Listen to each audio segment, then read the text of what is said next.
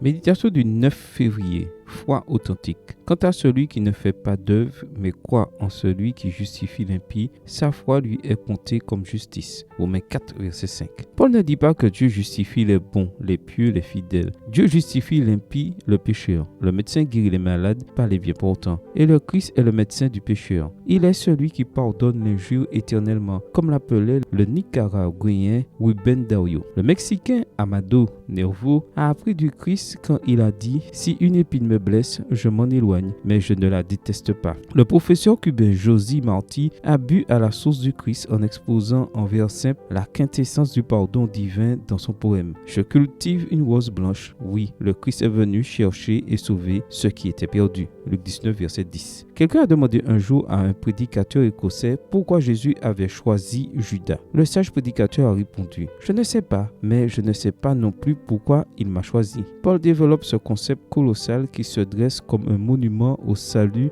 dans sa lettre à Timothée. Le Christ Jésus est venu dans le monde pour sauver les pécheurs. 1 Timothée 1, verset 15. Le Christ est le Dieu miraculeux. Il aime accomplir des miracles de rédemption. Il n'y a pas de pécheur hors de portée de sa grâce. Il n'y a pas de patient expulsé par le médecin. Son œuvre est de sauver les pécheurs. Il est un spécialiste de la science divine de sauver les perdus et de ressusciter les morts. Il est venu exercer sa carrière médicale sur Terre car cette planète est la grande peste de l'univers. Par conséquent, si tu te sens malade, n'hésite pas, va au Christ. La foi en la grâce salvatrice du Christ est la seule méthode et formule de salut. Ce n'est que par la foi dans le médecin que le patient peut être guéri. Si le patient ne croit pas en son médecin, s'il n'a pas confiance, il ne sera pas guéri. Il est impossible de pratiquer la médecine là où il n'y a pas de foi. La foi est très simple et comparable au corps humain. Elle est l'œil qui contemple le précieux Sauveur mort sur la croix. C'est la main qui saisit le Sauveur et son salut. Cette main reçoit joyeusement la grande bénédiction du ciel, le pain et l'eau de la vie. La foi est la bouche qui confesse le Christ et se nourrit de lui. C'est l'oreille qui entend le Sauveur dire « Je ne jetterai point